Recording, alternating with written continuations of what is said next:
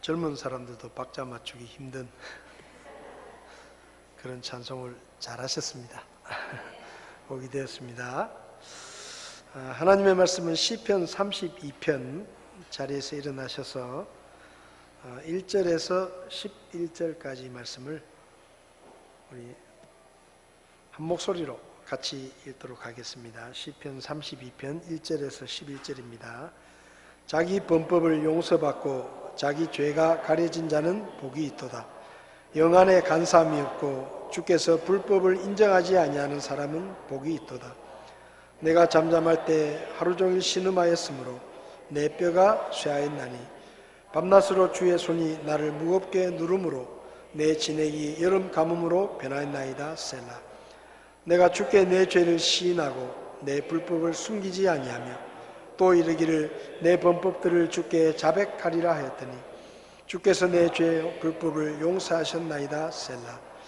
이것을 위해 하나님을 따르는 모든 자는 주를 만날 수 있을 때 주께 기도하리니 참으로 큰 물들의 홍수 속에서도 물들이 그에게 닥치지 못하리로다.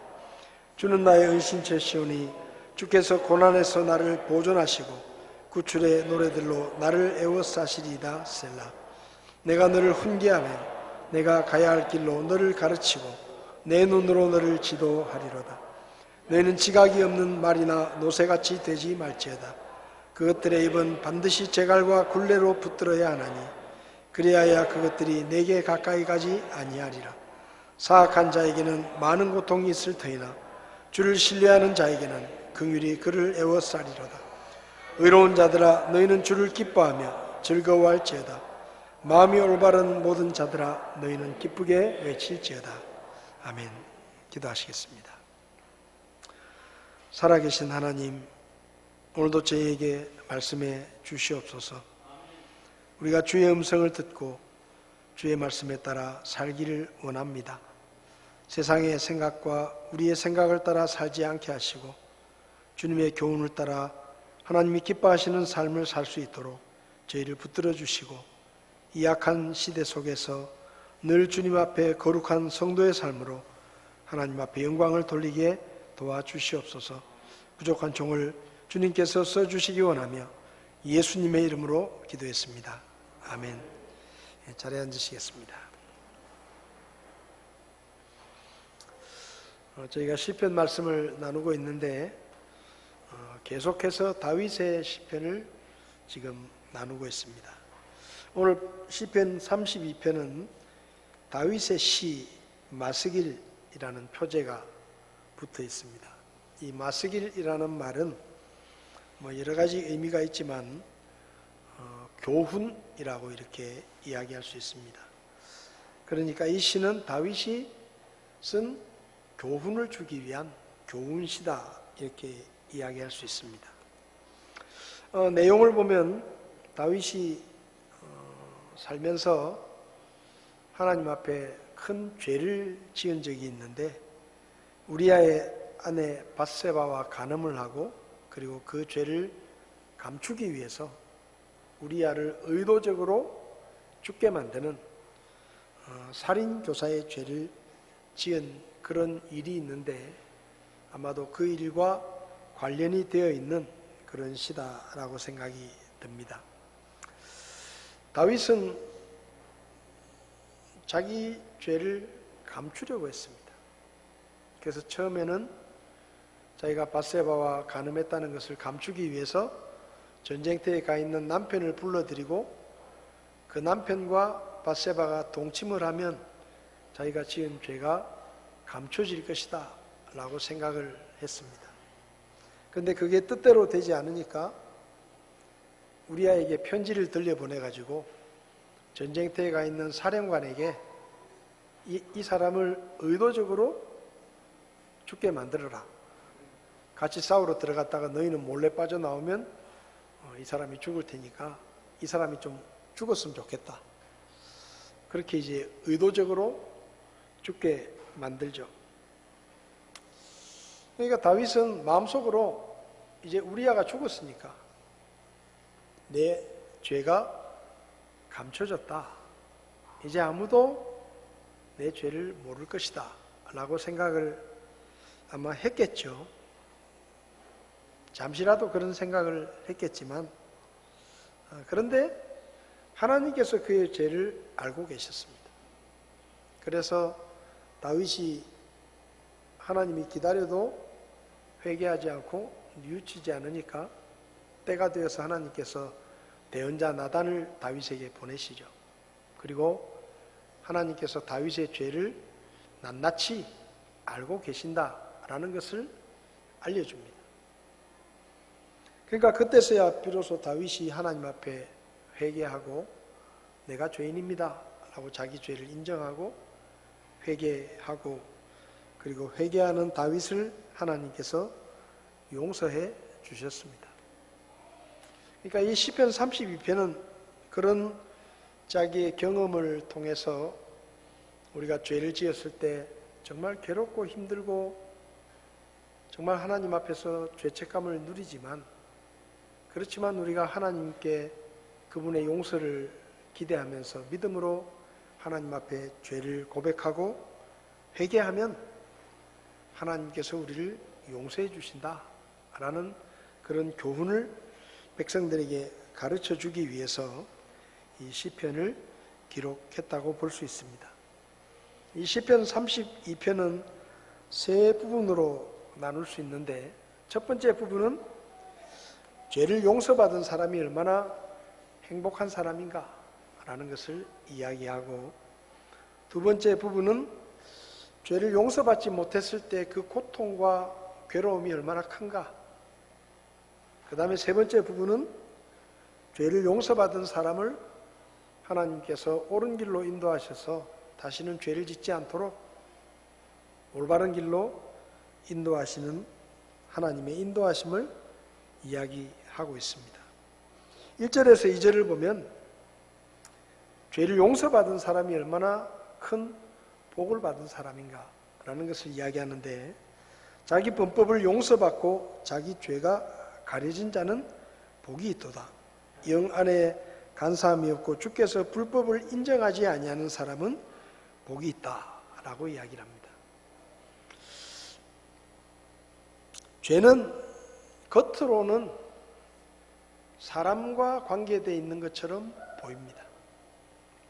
그래서 많은 사람이 죄를 지으면 인간관계 속에서 그 죄를 해결하면 그 죄가 없어진다고 생각합니다. 예를 들면 내가 어떤 사람에게 폭행을 했는데 그 죄는 그 사람에게 내가 죄를 지은 것이니까 그 사람에게 찾아가서 용서를 구하고 그 사람과 합의를 하고 그 피해에 해당되는 보상을 내가 해주고, 아니면 내가 어떤 지은 죄에 대해서 법으로 정해진 벌금을 내거나 아니면 교도소에 가서 법으로 정해진 감옥을 살면 그러면 죄가 해결된다, 이렇게 생각을 합니다.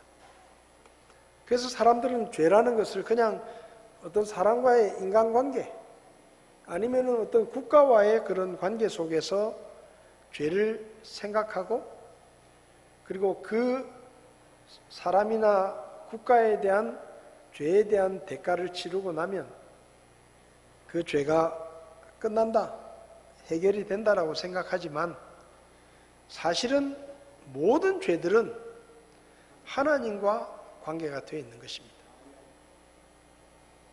왜냐하면 그 죄에 대해서 최종적으로 판단하시고 최종적으로 벌을 주시는 분이 하나님이시기 때문에 하나님 앞에서 죄가 용서되지 않으면 아무리 그 사람과 합의를 하고 대가를 치르고 교도소에 갔다 와서 형기를 다 치르고 만기 출소를 하더라도 그 죄가 해결된 것이 아닙니다. 그대로 있는 거예요.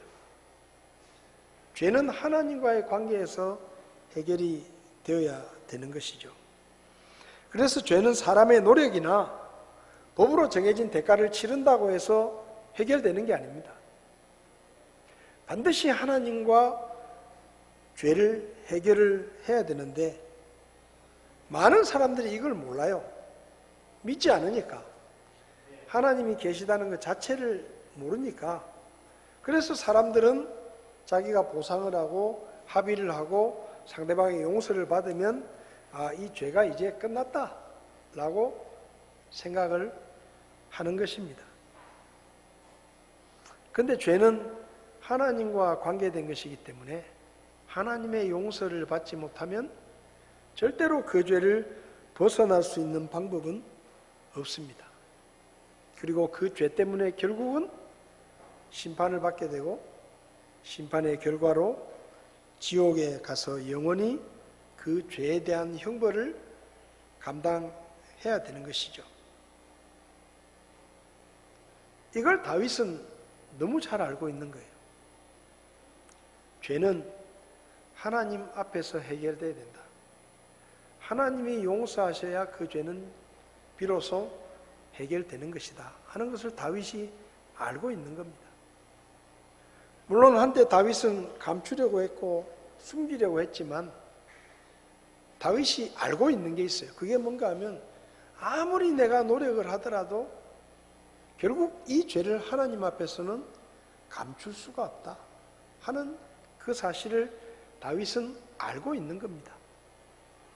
그렇지만 인간적으로 생각할 때 그 죄를 감추기 위해서 온갖 수단 방법을 가리지 않고 자기가 그 죄를 감추려고 했지만 결국은 하나님 앞에서 드러난다는 것을 다윗이 알고 있었죠.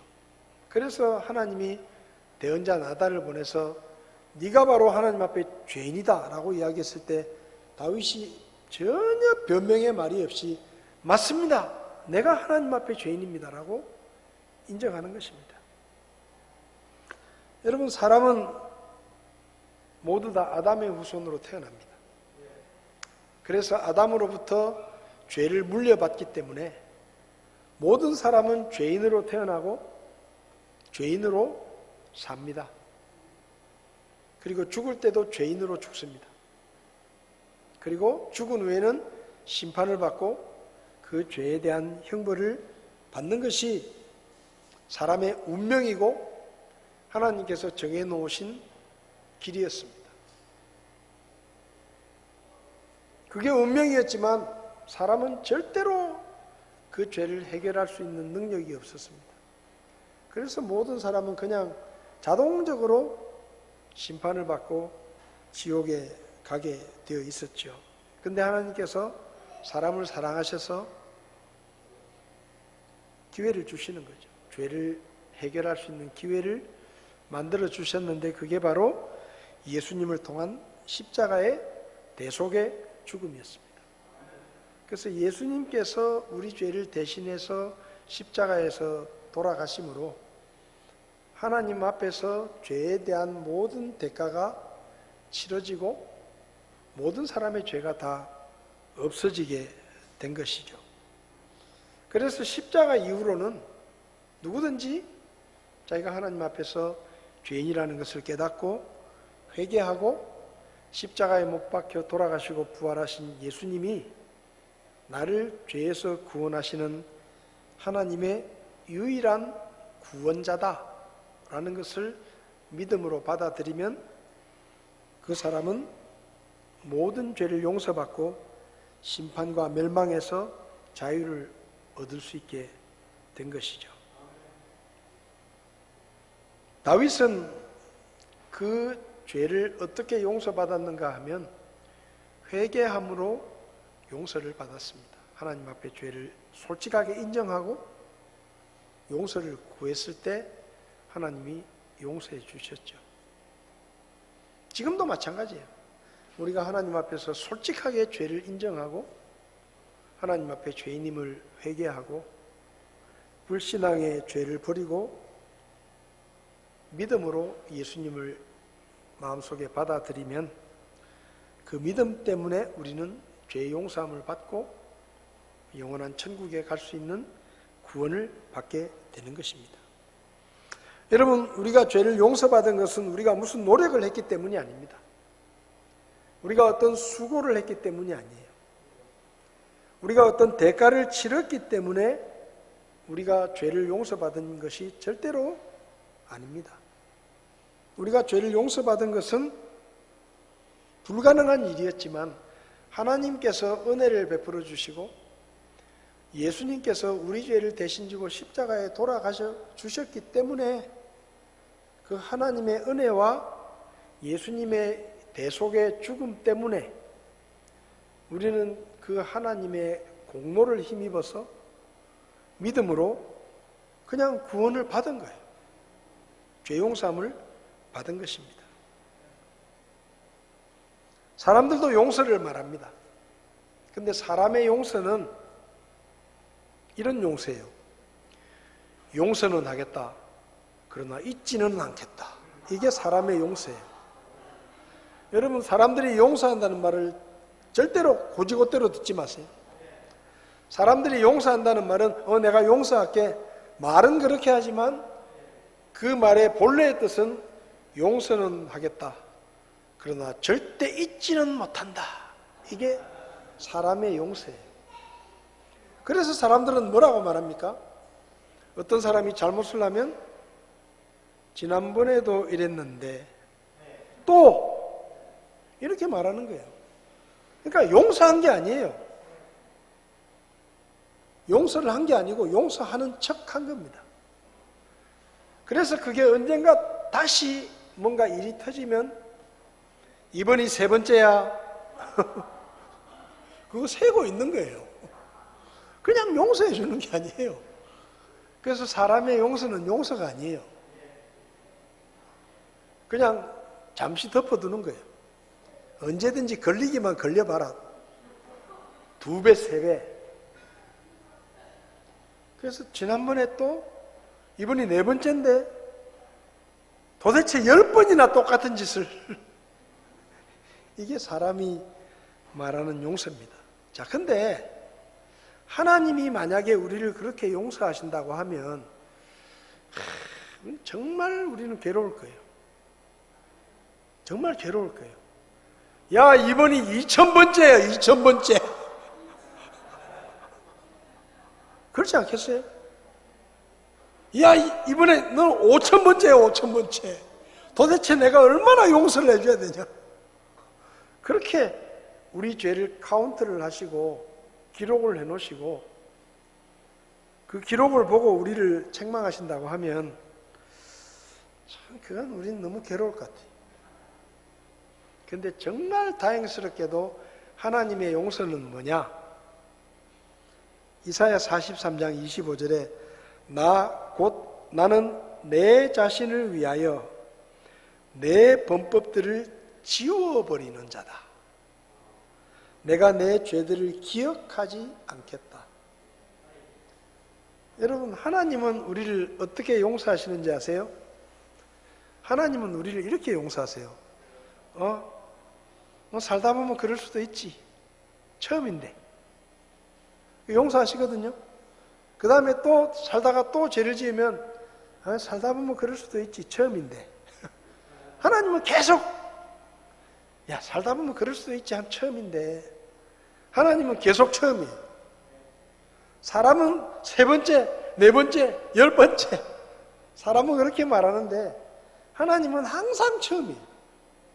항상 우리가 처음 잘못한 거예요. 하나님은 절대로 네가 전에도 그랬잖아. 그런 얘기를 안 하십니다. 왜냐하면 다 잊어버렸어요. 그분은 잊어버렸어요. 기억하지 않는다. 그래서 우리가 하나님 앞에 죄를 용서를 구할 때 하나님이 용서하시는 그게 어떻게 보면 처음이니까 하나님이 볼 때는 항상 우리는 초범이에요. 초범. 여러분, 세상에서 죄를 지어도 초범은 좀 봐줍니다. 초범은 선처를 해요. 상습범하고는 달라요. 처음 죄를 지은 사람은 그래도 이렇게 봐주고 저렇게 봐주고 반성문 좀 쓰고 그 다음에 뭐 또 이렇게 좀 잘못했다고 좀 반성하는 척하고 또 주변에서 뭐 탄원서를 좀 써주고 이러면 처음 죄를 지었을 때는 집행유예로 풀어주는 경우가 많아요. 처음이니까. 원래 그 사람은 그렇게 나쁜 사람 아닌데 뭐 살다가 너무 화가 나니까 그런 실수를 한 거지 하고 좀 관대하게 대해주는 거예요. 근데 예를 들면 그게 이제 2번, 3번 반복이 되면 이제 상습범이 돼요. 상습범.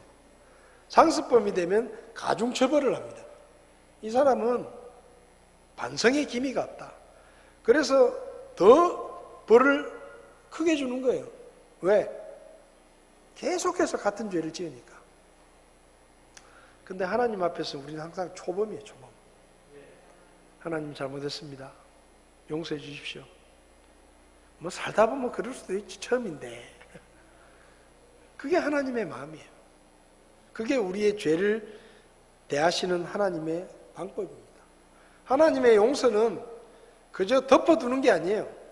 아무 일도 없었던 것처럼 완전히 없애버리는 겁니다. 여러분, 예수님께서 이 땅에 오셨을 때 침례 요한이 예수님을 단번에 알아보고 뭐라 그랬죠?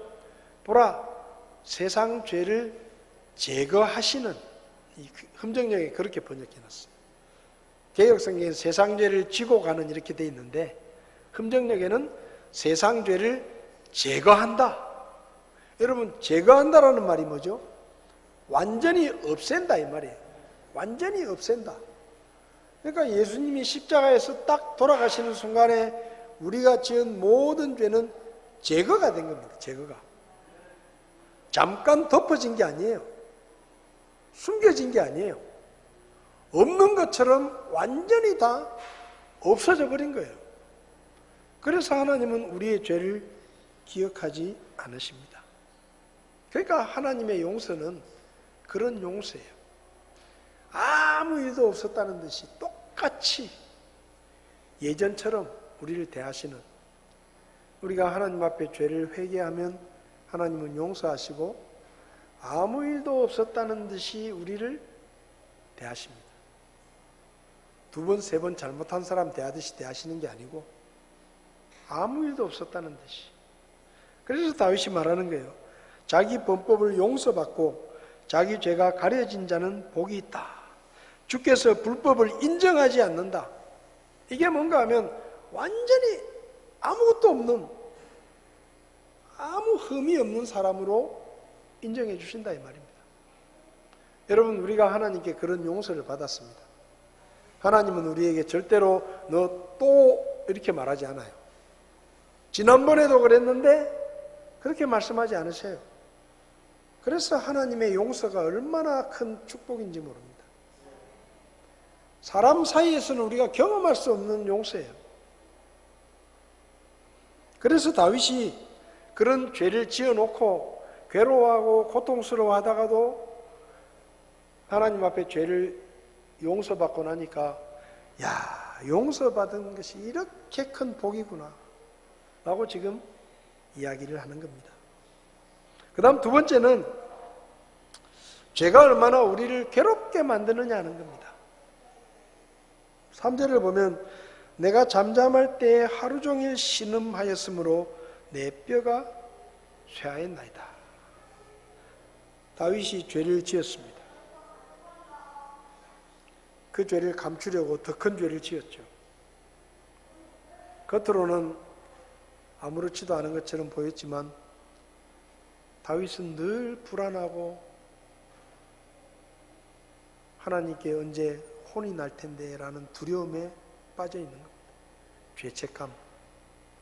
또 한편으로는 여러분, 죄를 짓고 나면 죄책감보다 더 큰 게 뭔지 아세요? 수치심. 내가 어떻게 그런 죄를 지었을까? 다윗이 누굽니까? 하나님께서 내 마음에 쏙 드는 사람이다. 그렇게 말할 정도로 하나님을 사랑하고 하나님을 좋아하고 주님을 늘 가까이 했던 사람인데, 다윗이 스스로 생각할 때도 얼마나 기가 막히겠어요. 야, 내가 어떻게 어쩌다가 그런 죄를, 그런 무서운 죄를 내가 지었을까? 나란 인간이 이렇게 형편없었나? 내가 이렇게 정말로 이런 사람이었나? 그런 자괴감, 수치감, 이런 게 더 큰 거예요. 죄 때문에 두려움도 있지만 자기 자신에 대한 실망감, 이게 더 큰 겁니다. 내가 하나님을 그렇게 사랑하고 하나님을 섬기고 하나님의 그런 사랑을 내가 받았었는데, 나는 절대 그런 일을 안 할 거라고 생각했는데 어떻게 내가 그렇게 그런 형편없는 죄를 지었을까? 자기 자신이 너무 원망스럽고 괴롭고 그래서 괴로운 거예요. 하루 종일 신음하고 누가 자기를 탓하는 것도 아니고 누가 죄를 지적하는 것도 아닌데 그냥 스스로 괴롭고 내 뼈가 녹아내릴 만큼 너무너무 슬프다.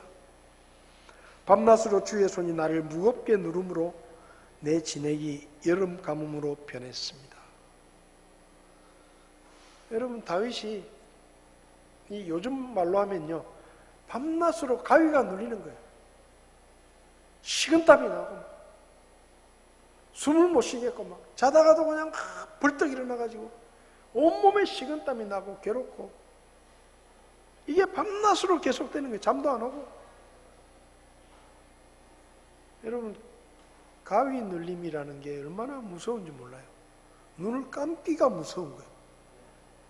정말 잠이 너무 쏟아지고 너무 피곤하고 막 지금이라도 눈을 감으면 잘 수 있는데 눈을 감는 게 무서운 거예요.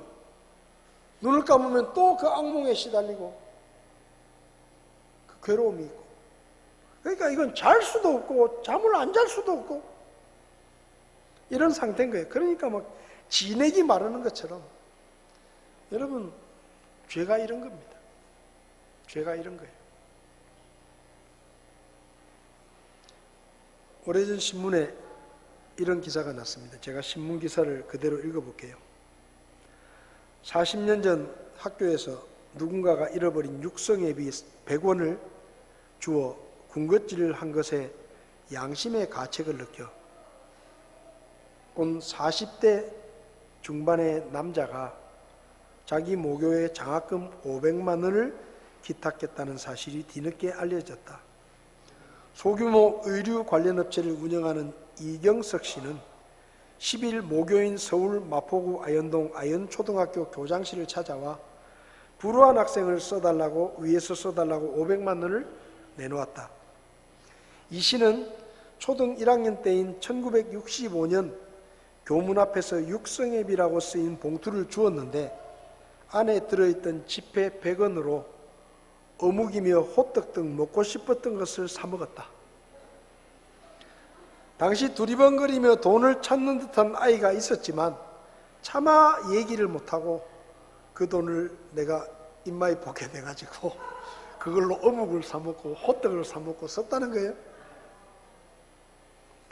그런데 이 사실이 평생 마음에 걸렸다.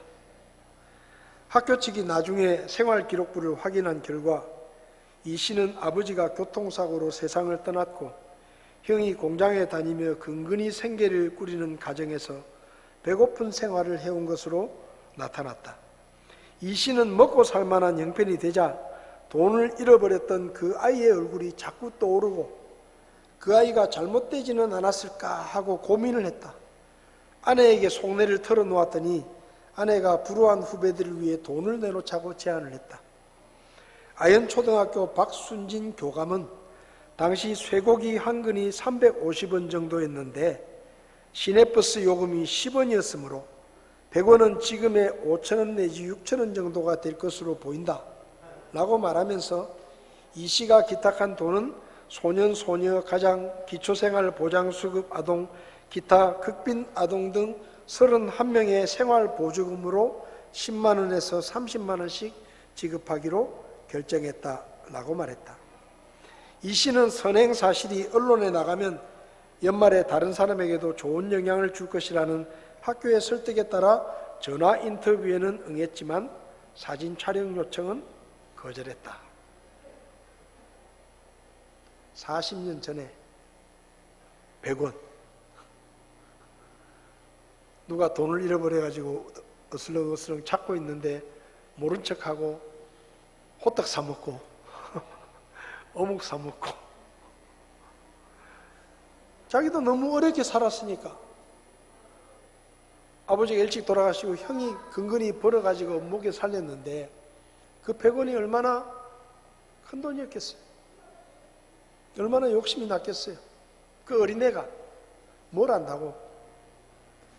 그래서 그냥 자기 주머니 넣고 그날 신나게 먹은 거예요. 늘 배고프게 살았는데. 뭐 그럴 수 있잖아요. 그까지 100원인데. 그까지 100원인데. 근데 이 100원 때문에 그 돈을 찾으러 왔던 그 아이가 계속 40년 동안 생각나는 거예요. 그 두리번 거리며 찾던 애, 혹시 걔가 그 돈이 없어서 학교에서 잘리진 않았을까? 그 돈 때문에 빗나가진 않았을까? 혹시 잘못된 그런 선택을 하진 않았을까? 5만 가지 생각이 머릿속에 나는 겁니다. 40년을 그렇게 괴로워한 거예요. 괴로워하고 눈 감으면 그 애가 떠오르고 그때 그날이 생각나고. 여러분, 양심의 화인을 맞아가지고 아예 그런 죄책감이 없는 사람 빼고는 사소한 잘못이라도 우리를 괴롭게 만듭니다. 늘 괴로워요. 100원이 그렇게 괴롭게 만드는 거예요. 근데 우리의 죄는 지옥에 가야 마땅한 죄였습니다. 그런 죄였어요.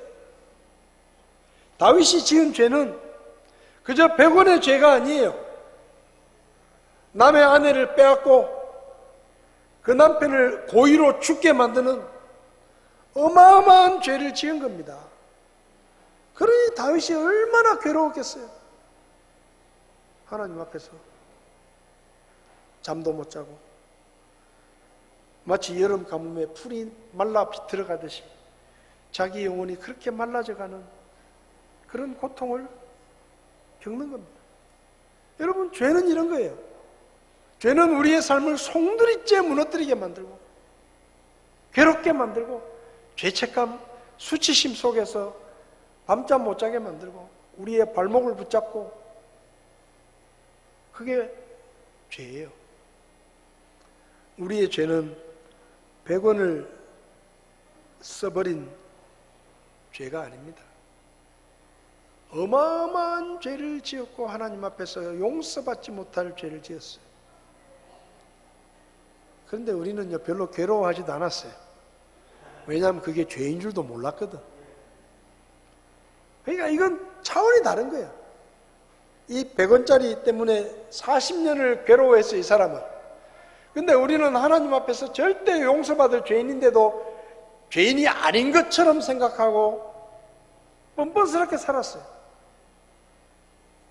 근데 하나님이 용서해 주신 거예요. 자기 목숨을 십자가에 내어주시면서. 그러니 우리가 죄를 용서받았다는 것이 얼마나 어마어마한 사건입니까? 하나님이 자기 목숨을 대신 내주시고 우리 죄를 없애주시고 용서해 주신 거예요.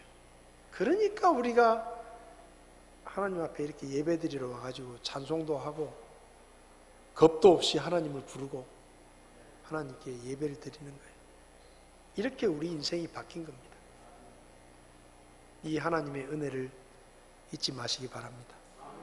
이게 얼마나 큰 복인지를 아시고 평생 백골난망의 마음으로 하나님 앞에 감사하며 사시기를 바랍니다. 기도하시겠습니다. 하나님, 우리는 하나님 앞에서 절대로 용서받을 수 없는 죄인이었는데 죄인인 것을 알지도 못하고 하나님을 대적하고 하나님을 모른다 하고 하나님을 부정하고 하나님을 미워하고 저주하고 그랬던 것이 우리였는데 하나님 우리를 불쌍히 여기셔서 예수님을 보내주시고 예수님이 우리의 죄를 다 대신 지고 십자가에 죽으심으로 우리의 죄를 다 없이 용서해 주셨습니다. 이것이 얼마나 큰 은혜인가를 우리가 절대 잊어버리지 않게 해주십시오. 우리를 지옥의 문턱에서 건지신 하나님의 그 은혜를 잊어버리지 않게 해주십시오. 평생 동안 감사하며 기뻐하며 주님 앞에서 구원받은 기쁨을 가지고 살아갈 수 있도록 저희를 도와주시기 원합니다. 그리고 우리가 다시는 죄를 짓지 않도록, 하나님의 마음을 아프시게 하지 않도록 저희들을 거룩한 삶을 살 수 있도록 도와주시옵소서. 한 주간 세상에 나갑니다. 주님의 이름으로 승리하기 원합니다. 저희들을 도와주시옵소서. 예수님의 이름으로 기도했습니다. 아멘. 예배를 마치겠습니다.